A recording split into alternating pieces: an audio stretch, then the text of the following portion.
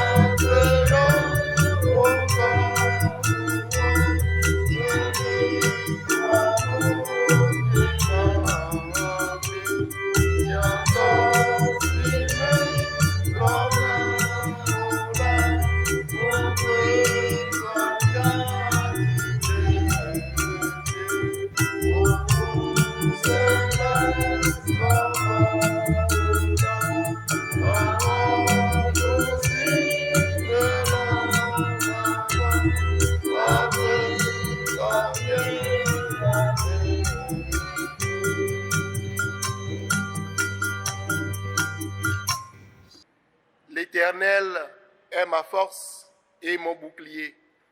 En lui, mon cœur se confie et je suis secouru.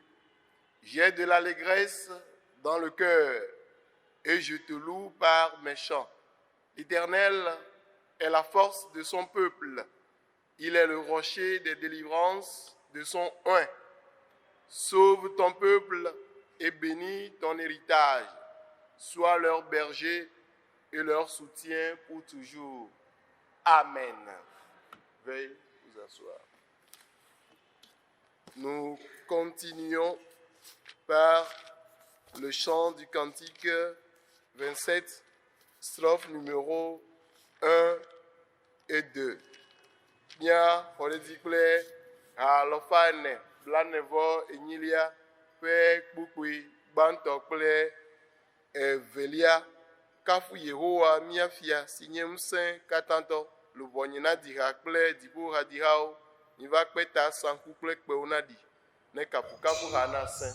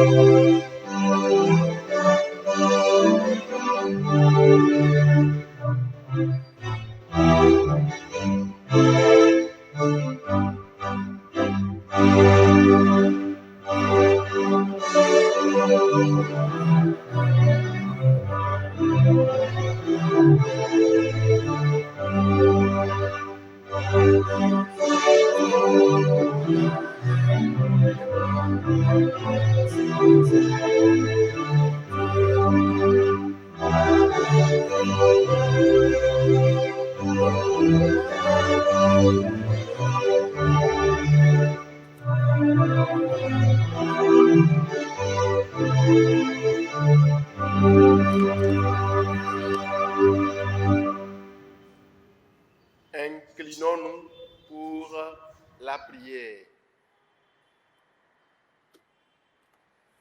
Dieu Tout-Puissant, Père de notre Seigneur Jésus-Christ, Créateur de toutes choses, nous te sommes reconnaissants pour ta bonté et ta grâce sans cesse renouvelée pour nous, tes enfants. Tu nous inondes de tes bienfaits. Qu'il te plaise de recevoir notre action de grâce pour ce nouveau jour dominical à nous accordé gracieusement. Devant cette multitude de bienfaits, nous reconnaissons et nous déplorons les péchés et la méchanceté dont nous nous rendons gravement coupables par nos pensées, nos paroles et nos actes, provoquant ainsi contre nous ta juste indignation. Nous nous repentons profondément et nous regrettons du fond du cœur ces péchés qui sont les nôtres. Le souvenir nous en est pénible, le fardeau pesant. Aie pitié de nous. Aie pitié de nous, Père miséricordieux. Pour l'amour de ton Fils, pardonne-nous tout le passé et accorde-nous de pouvoir te servir et te plaire en une vie qui soit à l'honneur et à la gloire de ton nom. Tu nous as dit, venez à moi, vous tous qui êtes fatigués, je vous donnerai du repos. Nous sommes à tes pieds. Fais-nous grâce par Jésus-Christ, notre Seigneur et notre Sauveur. Amen. En position debout, veuillez confesser notre foi chrétienne. Le titre nous mia vous mia be xɔseme abe apostolo ene kple gbeɖeka agblɔ be mexɔ Mawu sinyetɔ ŋusẽ katãtɔ si yɔ dzi kple ŋugbedise. Mexɔ Yesu Kristo Mawu ƒe tenui si nye míaƒetɔ le dise. Ame si fofo fɔ tso gbɔ kɔkɔe me eye Maria ɖetugbi la di. Ame si kpe fu le Pontio Pilato te eye woɖi. Ame si tiẽ ƒe eye wògafɔ tso ame kukuwo dome keketɔ eye wòle dziƒo eye wònɔ Mawu tɔ ŋusẽ katãtɔ ƒe nuɖusime. Afi ma woagatrɔ ava adrɔ ʋɔ na ame gbagbe kple ame kuku mawɔ koe Yese ame kɔkɔe ɖeka si nye ame kɔkɔewo ƒe ŋudodo nu vɔ̃ keke ŋutilã kple dziɖetsitsi kple agblemavɔ. Míanɔ anyi.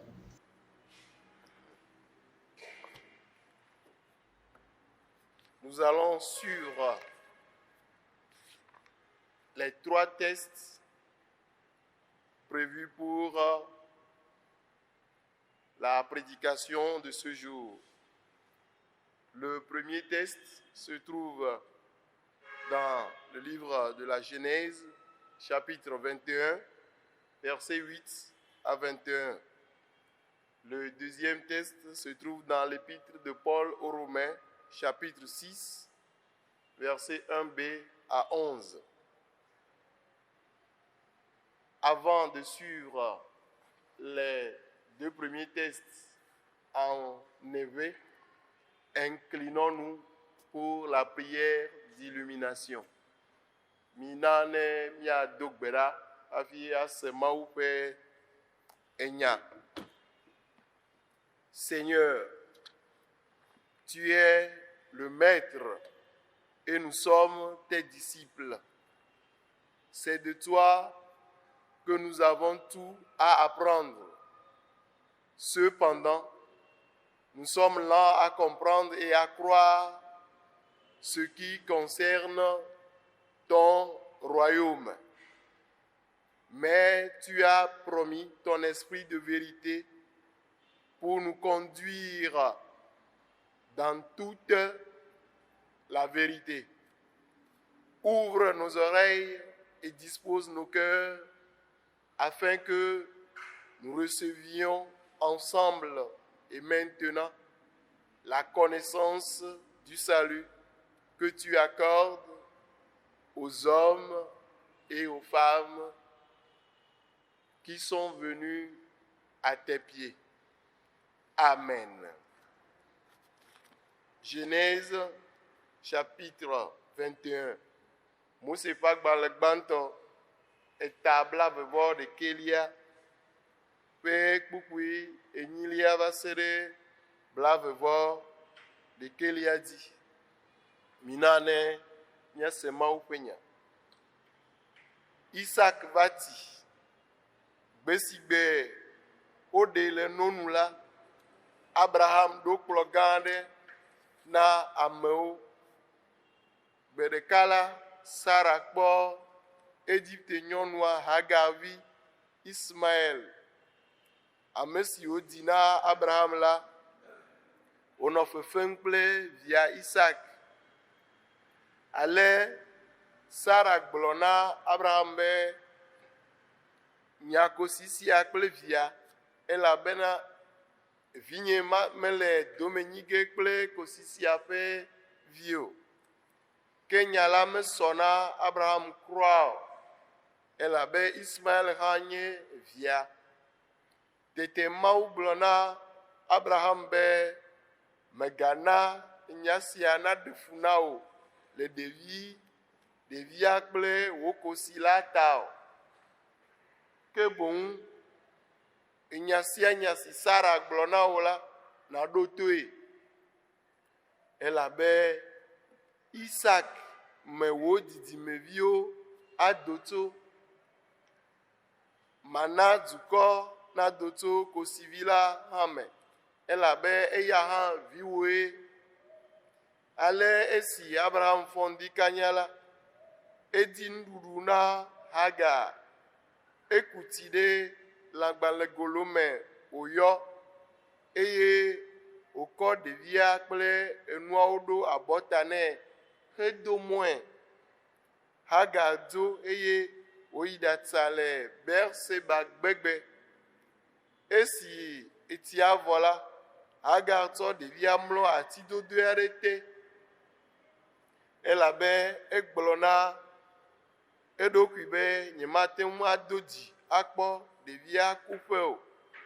Ale wòdzo yi ɖabɔbɔ nɔ adzɔge abe kpedada ɖeka ƒe didime ene tso egbɔ. Azɔ ɖevia wu avi kple ɣli, ke Mawu se ŋutsuvia ƒe gbe, eye Mawudɔla yɔ Hagar tso dziƒo gblɔ be, Hagar, nu ke le wɔwòm? Mègavɔ̃ o. Mawu se ŋutsuvia ƒe gbe le afi si wòle. Tso nayi ɖakɔe, nalée ɖe asi, elabe mana eƒe dzidzimeviwo nazu dukɔ gã aɖe. Tete Mawu ʋu Hagar ƒe ŋkuwo eye wòkpɔ tsivudo aɖe le afi ma. Eyi ɖaku tsia ɖe lãgbalẽgolo la me wòyɔ. Ekɔe vɛ eye wòna ɖevia wòno.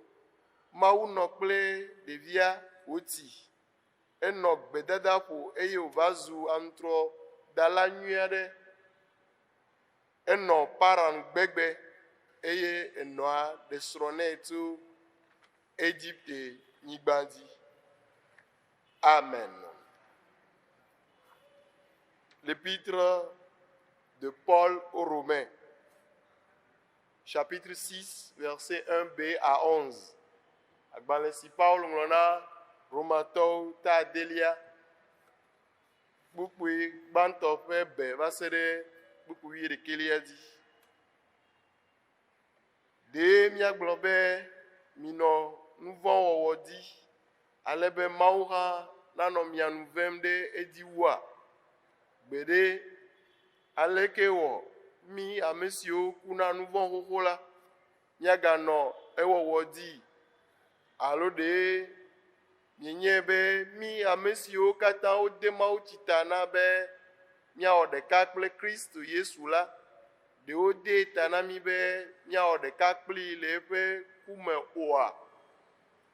Eya ta esi wode Mawu tsi ta na mi ko la, míeku abe eya ene xoxo, eye woɖi mi kpakpli ale be abe ale si wofɔ Kristo tso ame kukuwo dome le fofoa ƒe ŋutikɔkɔe me ene la, nenema ke míawo hã míanɔ agbe yeye, elabe ne míewɔ ɖeka kpli le ku si wòku la me la, ekema míaganɔ ɖeka kpli godoo atitre hã tso ame kukuwo dome abe eya ke ene.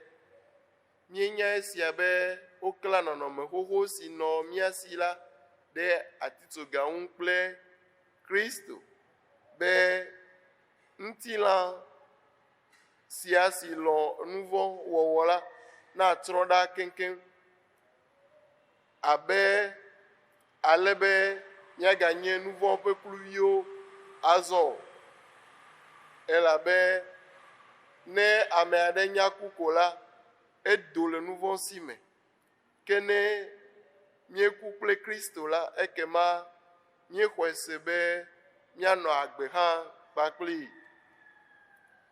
Míenya be esi wofɔ Kristo ɖe tsitre tso ame kukuwo dome ta, magaku akpɔ o. Ku megakpɔ ŋusẽ ɖe edzi o. Ku si wòku la, nu vɔ̃e wòkui na zi ɖeka ko, hena ɣeyiɣiawo katã. Ke agbe si wòle fifia ya nye Mawu tɔ.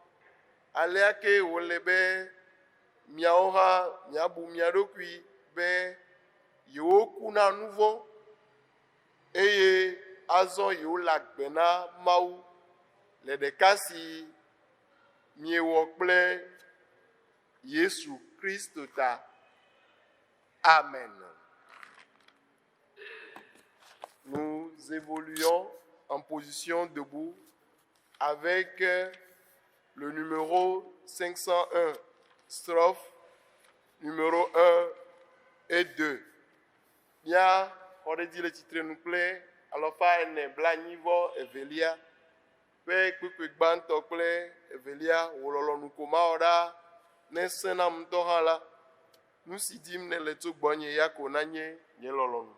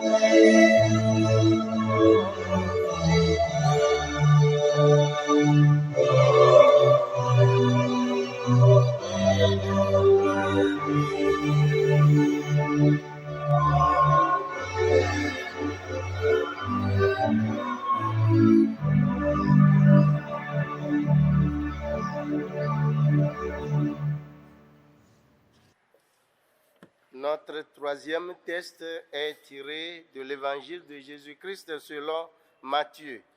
Matthieu chapitre 10, du 24e au 39e verset.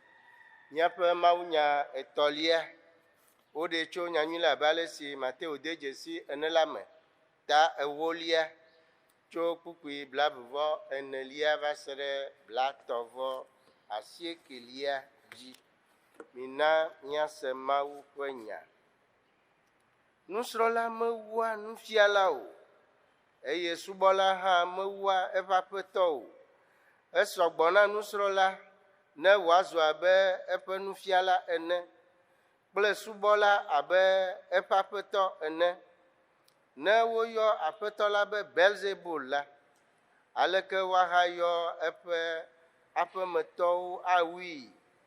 Eya ŋuti migavɔ̃ o, elabena naneke meli wotsyɔ nu edzi si womele ɖeɖege ɖe go afia o, eye wometsɔ naneke hã ɣla si womele nyanya ge o. Nu si gblɔm mele na mi le viviti me la, migblɔe le kekeli me, eye nu si ke sem miele ɖe to me la, miɖe gbeƒãe le xɔwo tame, eye migavɔ̃ ame siwo le ŋutilã wum, eye womate ŋu awu luʋɔ o, ke boŋ mivɔ̃ ame si ate ŋu atsrɔ̃ luʋɔ kple ŋutilã siaa le dzomavɔʋe me. Alo wometsɔa atsutsurɛ eve ƒlena xɔa hotsui ewo oa? Eye ne menye mia fofo ƒe lɔlɔ̃nu o la, wo dometɔ aɖeke mele dzedze ge ɖe anyigba o. Ke miaƒe taɖawo katã hã woxlẽe, eya ŋuti migavɔ̃ o. Mia tɔ vena wu atsutsurɛ geɖewo tɔ. Azɔ ame sia ame si aʋu menye le amewo ƒe ŋkume la, nye hã maʋu eya ma me le Fofonye si le dziƒo la ƒe ŋkume. Ke ame si ke la gbe nu le gbɔnye le amewo ƒe ŋkume la, nye hã magbe nu le eya ma gbɔ le Fofonye si le dziƒowo la ƒe ŋkume. Migabu xa bena meva tomefafa nage le anyigba dzi o. Nyemeva tomefafa nage o, negbe yi boŋ, elabena meva ame kple fofoa, vinyɔnuvi kple dada, viŋutsuvi srɔ̃ kple lɔ̃xoa dome mage, eye ame ƒe ketɔwo anye ye ŋutɔ ƒe metɔwo. Ame si ke lɔ̃a fofo alo dada wum la, eya medzem o, eye ame si ke metsɔ eƒe atitsoga ɖo eɖokui dzi dze yonyeme o la, eya medzem o. Ame si ke ɖe eƒe agbe la, eya la bui, eye ame si ke bu eƒe agbe la le tanye la, eya la kpɔe. Amen. Chers frères et sœurs, dans le Seigneur, depuis la création, la question de soumission n'a jamais été chose aisée entre l'humain et le divin. Puisque ce terme indique tout ensemble l'action de soumettre les autres, de les abaisser, et l'attitude de celui qui se soumet s'abaisse volontairement. Dans cette seconde acception, la soumission ne va pas sans l'humilité. Au point de vue religieux, dans le monde spirituel, la soumission est une attitude de l'âme par laquelle le croyant fait sienne la volonté de Dieu et l'accepte finalement. La soumission ici ne doit pas être confondue avec la résignation, vertu stoïcienne, mais non chrétienne. Se résigner, c'est accepter ce qu'on ne peut changer. Si le thème du jour nous invite à nous soumettre à la volonté de Dieu, c'est parce que d'abord, la volonté de Dieu est souveraine et ne vise que notre bonheur. C'est ce que le premier texte de la Genèse veut nous faire savoir. Cet exemple d'Abraham et de sa famille nous montre que nous-mêmes, nous sommes incapables d'assumer les conséquences des actes posés issus de nos propres volontés. Voyez-vous, bien-aimés dans le Seigneur, comment pouvons-nous imaginer que Sarah, qui avait tant désiré voir un fils de Hagar de son vivant pour garantir l'héritage des biens de son époux, pourrait se soulever contre les principaux acteurs de ce même projet? C'est ainsi qu'Abraham, qui voit ses fils grandir, ne sait plus où mettre la tête. Comment faire face à la jalousie des deux mères? Comment donner sa place à chacun? Dieu, dans sa toute sagesse, donna une place à chacun des enfants. Une place différente, mais une place tout de même la sienne. Ne pensons pas ici que Dieu n'aimait pas Ismaël et sa mère, ou qu'il appréciait l'attitude de Sarah non plus. Il s'agit de réparer le désordre que le péché d'impatience de Sarah et de son époux avait causé et protéger le plan de notre salut. Le Seigneur savait que le développement de la foi serait impossible dans une famille en proie à ce type de conflit. C'est pour éviter des situations conflictuelles pareilles que le Seigneur Jésus donna des recommandations fermes à ses disciples lors de leur envoi en mission dans le 3e texte de l'évangile de Matthieu. Jésus savait que les disciples seront confrontés dans leur mission à 3 sortes d'opposition, à savoir les pharisiens qu'il qualifie de loups en premier, les chefs de synagogue au 2e rang et au 3e rang, les gouverneurs et les rois. Afin de réussir leur mission au milieu de ces détracteurs, le Seigneur Jésus les exhorta à dire leur foi au grand jour sans les craindre, car ils ne peuvent les atteindre que physiquement. On a toutes les raisons du monde de craindre Dieu, car il a tout pouvoir sur l'homme, sur son corps et sur son âme. Pourtant, il est aussi celui qui se soucie de chacun et qui prend soin de nous. Ainsi, Jésus avertit solennellement ses disciples. Ceux qui accueillent son message d'amour et de pardon placent Dieu au centre de leur vie. Leur priorité change. La fidélité au Christ passe avant toute chose. Vivre l'Évangile n'est pas du tout repos.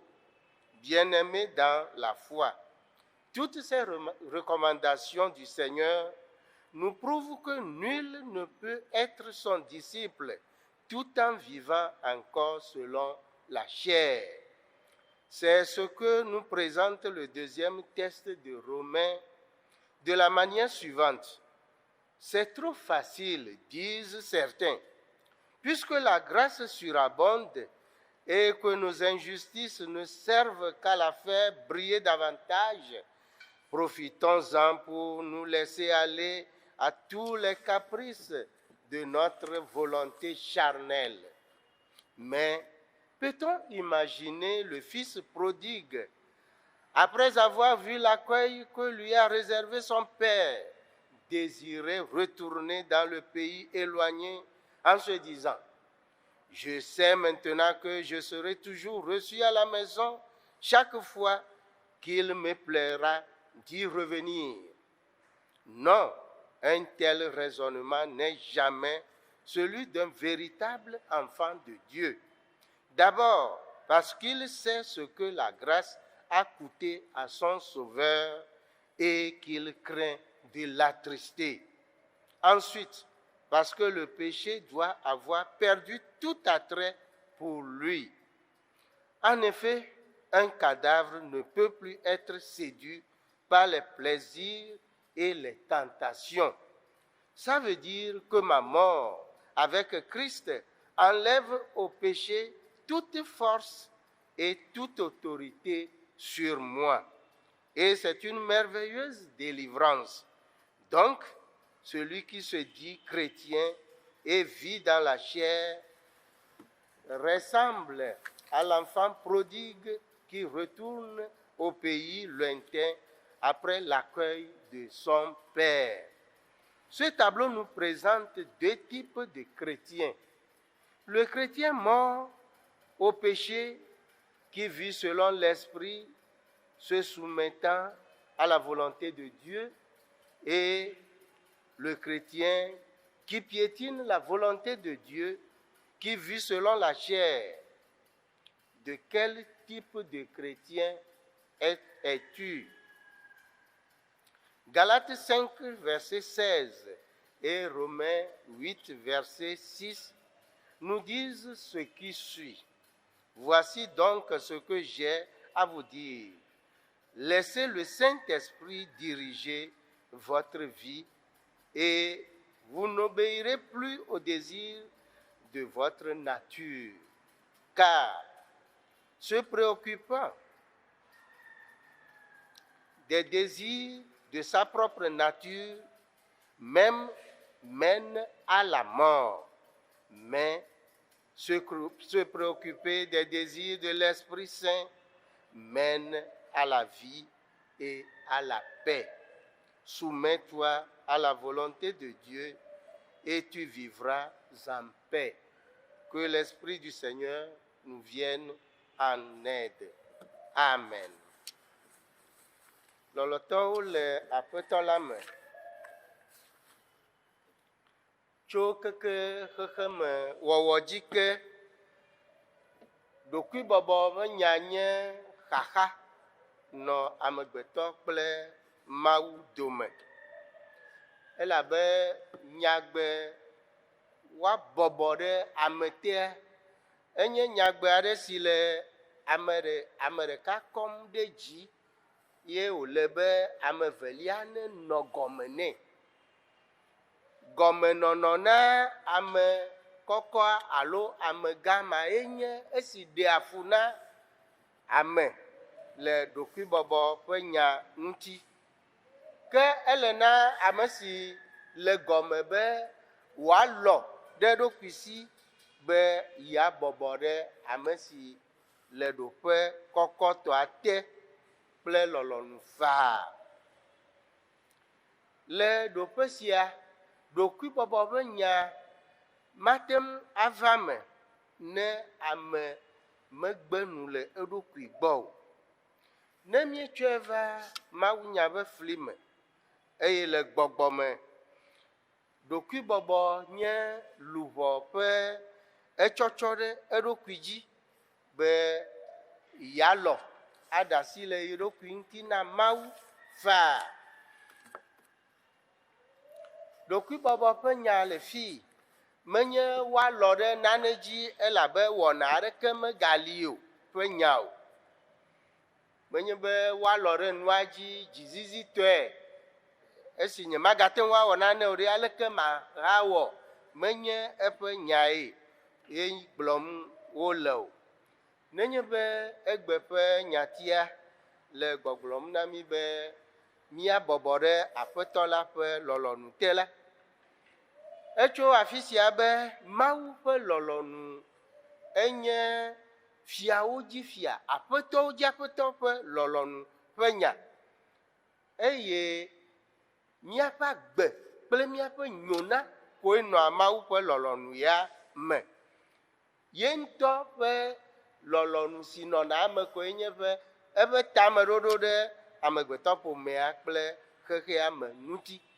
Ke ma míaƒe agbe kple míaƒe nyona ko ye le Mawu ƒe lɔlɔ̃nu dziwɔwɔ ƒe nya me. Nu siae mawunya gbãtɔ si míexlẽ va yi le Mose ƒe agbalẽ gbãtɔa me ɖe fia mí. Abraham kple eƒe ƒomea ƒe ŋutinya ɖo kpe edzi na mí be míawo ŋutɔ ƒe lɔlɔ̃nua hã mekplɔa mí ɖoa ta nyuie me kokoko. Esiae míakpɔ le Abraham kple esrɔ̃a woƒe ŋutinya me ale. Aleke míate ŋu asusui be Sara si esi wo kple srɔ̃a wokpɔ mɔ na vidzidzi didi ɖe evi mele vavam o, ye wòfa konyi be ɖe ye srɔ̃ nenɔ anyi kple yeƒe kosi ne wòadzi vi ye hã yealé ɖe atadzi kpɔ hafi aku, bene ɖevia neva nyi yewoƒe nu nyuiwo ƒe dome. Aleke míate ŋu ase eme be ɖevi ma nava va eye le eya ŋutɔ hã ƒe vidzidzi ƒe aɖewo megbea wòava tsitre ɖe ɖevi ma kple nɔa ƒe anyinɔnɔ le aƒea me ŋuti. Etso afi be míawo ŋutɔ ƒe lɔlɔ̃nu mekplɔa mí ɖoa ta nyuie me yawo katã yi o. Eƒe lɔlɔ̃nu si woɖe fia srɔ̃a be ne wɔ ɖeka kple yibe kosia, ye va le edem xaxa me enye kem. Ke ma ne míaƒe lɔlɔ̃nu mekplɔa mí ɖoa ta nyuie me kokokoa, ele teƒe be míabɔbɔ mía ɖokuiwo ɖe Mawu ƒe lɔlɔ̃nu si ke dia nyuie ɖeɖe sɔŋ ko na mí. Ke le Sara ƒe tsitretsitsi ɖe ɖoɖo ma ŋuti edze esrɔ̃a Abraham xaxa me ale gbegbe. Leke wòate ŋu akpɔ evinɔ eve mawo siwo le nu ɖom wo nɔewo gbɔ, atsɔ ame sia ame ɖo eƒe nɔƒe.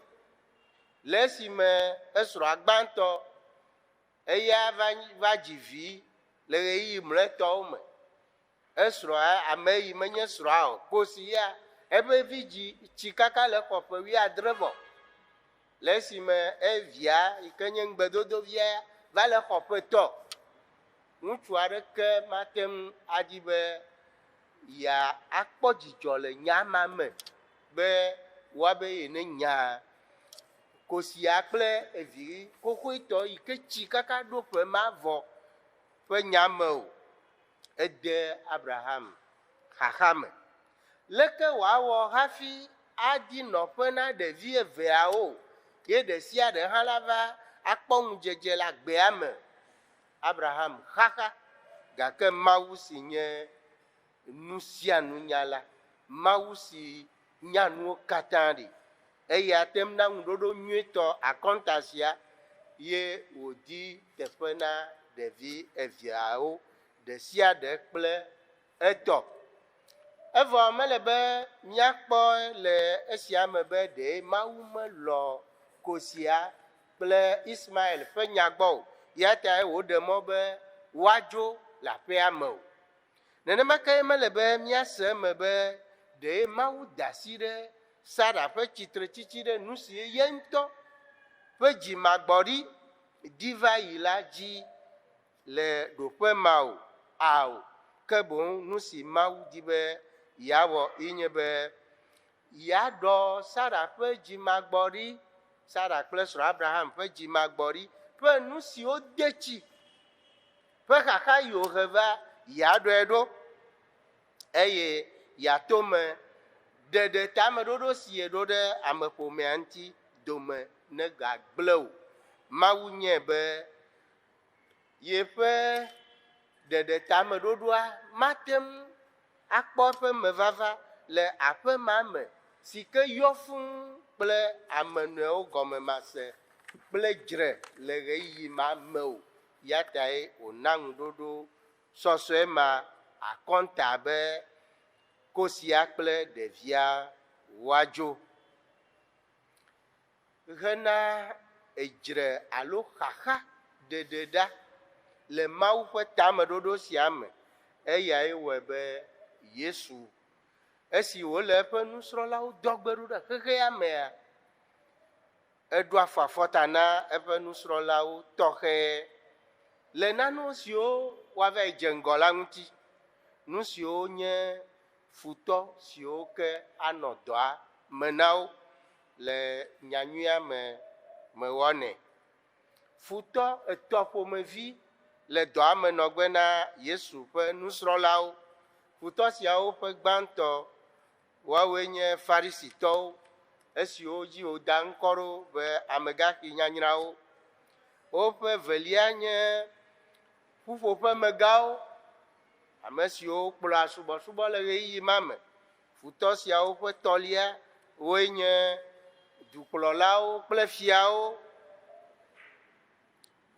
ke bene woate ŋu akpɔ ŋudzedze le woƒe edɔa me le futɔ siawo ŋgɔ la, Aƒetɔ Yesu ƒonu na eƒe nusrɔ̃lawo be ele be woalé xɔse me ɖe asi vevie eye woaɖe fia le nu sia nu me. Mele be woafe le xɔse nya ŋuti o, elabe futɔ siwo kpa ŋgɔ woa, womate ŋu agblẽ naneke le wo ŋuti ne menye woƒe ŋutilã ɖeɖe ko o. Woate ŋu agblẽ nu le woƒe ŋutilã ŋuti, woate ŋu aɖe woƒe agbe ɖa, womate ŋu axɔ woƒe luʋɔ alo axe mɔ na woƒe luʋɔ ƒe Mawu gbɔ vava o. Eya ta egblɔ na wo be woanye be Mawu ɖeka koe wòle be woavɔ̃ na, elabe eya kpɔ ŋusẽ ɖe míaƒe amenyenyea dzi, eya kpɔ ŋusẽ ɖe míaƒe ŋutilã luʋɔ kple gbɔgbɔ sia dzi, eye hekpe ɖe esiawo katã ŋuti la, ebua mía ŋu ɣeawo katã yi eye wòléa be na mí ɖaa. Míaƒetɔ Yesu Kristo to esia me hena eƒe nusrɔ̃lawo wole nyanyam be ame sia ame si ke axɔ woa, woanya be yeye woxɔ. Si gɔme nye be ame sia ame si ke axɔ woƒe ɖeɖenya, tsɔtsɔkenya kple woƒe agbenya, ame ma tso nya me be yeatsɔ eɖokui na Mawu, eye yeƒe didi anɔ gɔme na Yesu ƒe didiwo. Mawu ƒe didi gbabiãgba ye la nɔ ame ma ƒe agbe me. Esia le mía fiam be agbenɔnɔ ɖe nyanyuia nu menye enu bɔbɔe o. Lɔlɔtɔwo le Aƒetɔ la me. Nubiasɔ ame sisiawo katã tso míaƒetɔ Yesu Kristo gbɔ na eƒe nusrɔ̃lawo le mía fiam be ame aɖeke mate ŋu adze eyome ne megbe nu le eɖokui gbɔ o, ne mewɔ eɖokui ame yeye alo nuwɔwɔ yeye o. Esiae mawunya evelia le ɖeɖem fia mí le Romatɔwo ƒe agbalẽ me ale. Le esime Romatɔwo, Apostolo Paulo gblɔ amenuveve ƒe nya kple tsɔtsɔke ƒe nya le ta nelia me, Romatɔwo ta nelia mea, ebe ne esi míawo míeganye nuvɔwɔlawo wu la, Mawu ƒe amenuvevea gasɔna gbɔ ɖe dzi. Kasia Romatɔwo be o, ne nua le nenema, nenye be ne mígale nuvɔwɔ ɖe dzi, Mawu ƒe amenuveve gasɔna gbɔ ɖe dzia, o, míayi nuvɔwɔwɔ dzi, míanɔ nu sia nu si ke dzro mí wɔme, míanɔ agbea ale si dzro mie. Ɖe Mawuvi ate ŋu aɖe susu nenema. Susu ma míate ŋu atsɔ sɔ ɖe vi bubu la ŋu ƒe wɔna ŋuti, nenye be ate ŋu aɖe susu nenema, ela kpe ɖe mía ŋuti míase eme bɔbɔe.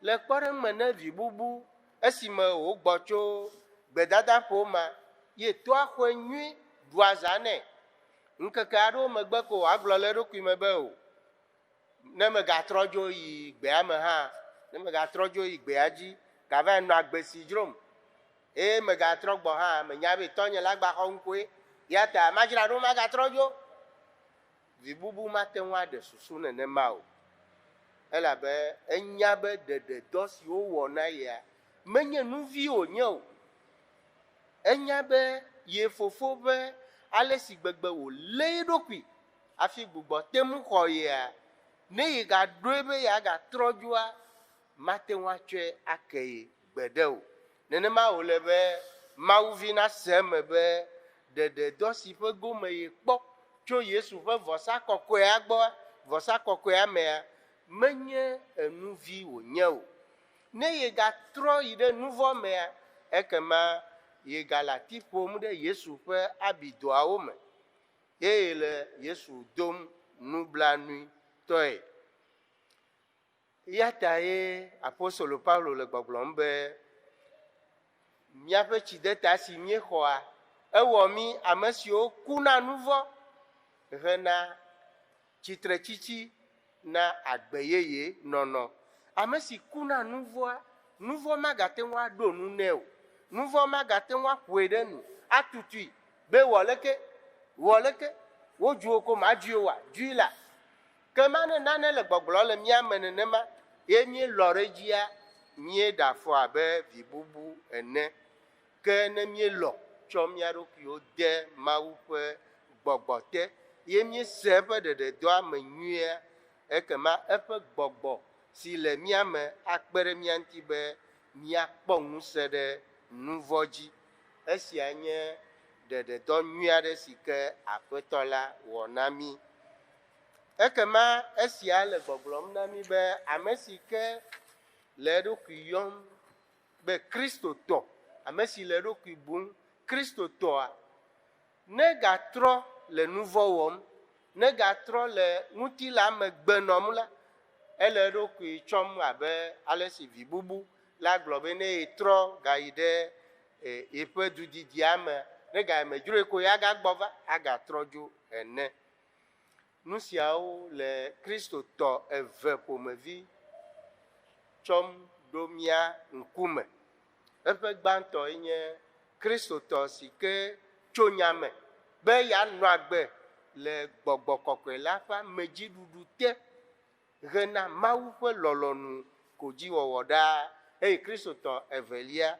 enye ame si medi be yeanɔ agbe le gbɔgbɔa ƒe amedziɖuɖu te o hena Mawu ƒe lɔlɔ̃nu o ke boŋ tsitre ɖe Mawu ƒe lɔlɔ̃nu dziwɔwɔ ŋuti kristotɔ siawo dometɔ kae nenye ɖe nenye wo dometɔ si ke titi afɔ ɖe Mawu ƒe lɔlɔ̃nu dziwɔwɔ dzi atsitre ɖe gbɔgbɔa ƒe lɔlɔ̃nu ŋutia nenye kristotɔ ma ƒomevi nenye la kema trɔ ɖe ɖokuiwo ŋuti ne nanye be Mawu mate ŋu akpɔ dzidzɔ le ye ŋuti o eya ta ye Galatiatɔwo ƒe agbalẽ ta 1 ƒe kpukpui 18 kple Romatɔwo ta 8 ƒe kpukpui 1 le gbɔgblɔ na mi be ke mele gblɔm na mi be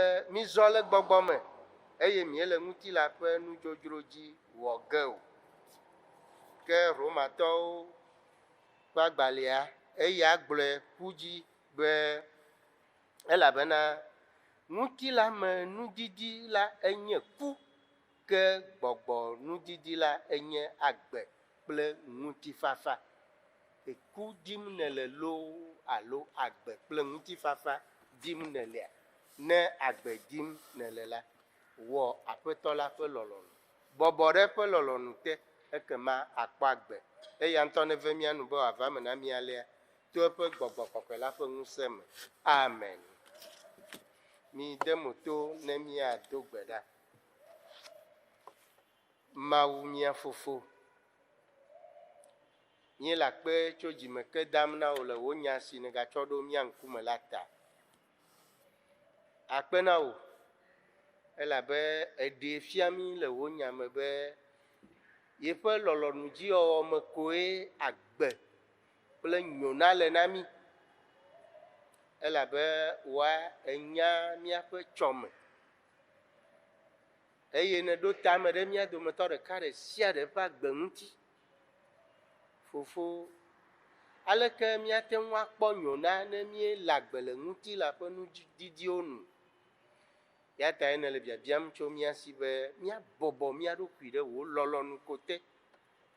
Aƒetɔ, ɖe ga mí tso ŋutilã ƒe bablawo si me, ne míanye ame siwo alɔ faa, aɖe asi le mía ɖokuiwo ŋuti na wò gbɔgbɔ wòaɖu mía dzi, awɔ mí ame le wò didi nu. Fofo kɔkɔe, wò hame le asiwò me, kpɔ ta, dzre ɖo, nɔ keklẽm ne yawo katã yi, ne wòanɔ kekem ɖe wò mɔ ŋuti. Enya le si ke wò hame le fu kpem le gbedoxɔ tutu ƒe ɣeyiɣi siawo me, le COVID dɔléle ƒe nya me, Aƒetɔ míeɖe kuku na wò. Wò ŋutɔŋutɔ tsi dɔléle ya nu na mí. Wò ŋutɔŋutɔ ɖu asi dɔléle ya dzi na mí. Wò ŋutɔŋutɔ ɖe mí tso dɔléle ya ƒe anyrawɔwɔ si me, be ne míaƒe gbedoxɔwo woaganɔ ʋuʋu, ne míasubɔ wò le dzidzɔ kple nyateƒe katã me. Ke ame siwo dɔléle sia lé ƒu anyi le ɣeyiɣi siawo me, míele kuku ɖem nɔ be wò si nye dɔyɔyɔ ƒe Mawu, wò ŋutɔŋutɔ nàdzɔ wo ŋu, wò ŋutɔ nàkpɔ wo ta, wò ŋutɔ nàda gbe le wo ŋu. Enya le siwo ƒe dɔyɔlawo, ame siwo le asi trɔm le wo ŋu, woawo hã woble na dɔléle sia. Aƒetɔ, xɔ ne woawo hã, wò ŋku nenɔ woawo hã dzi, eye wò dɔyɔsi ne kpɔ wo ta. Mawu mavɔ, míegatsɔ kpasiɖa yeye si ƒe agbo ne ʋu ɖe mía ŋgɔ kple wò nya le asiwò me dem, míeɖe kuku na wò. Wò ŋku nenɔ míaƒe dodo kple gbɔgbɔ dzi, eye wò amenuveve nenɔ míaƒe dɔwɔɖuiwo dzi ɖaa. Ve mía nu, eye nàwɔ na mí geɖe wale si míawo mí nye hele biawo le mía ɖela Yesu Kristo ƒe ŋkɔ me. Amen.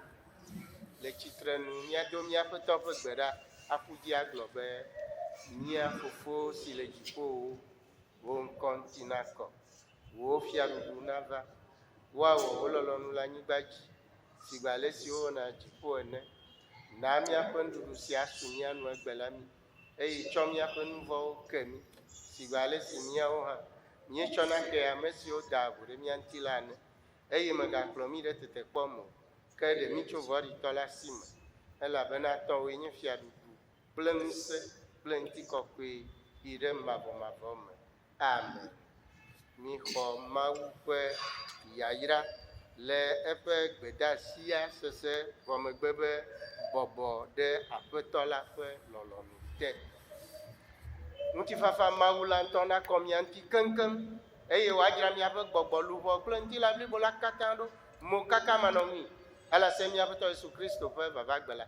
Mihee ɖe Aƒetɔ la ƒe ŋutifafa me. Amen.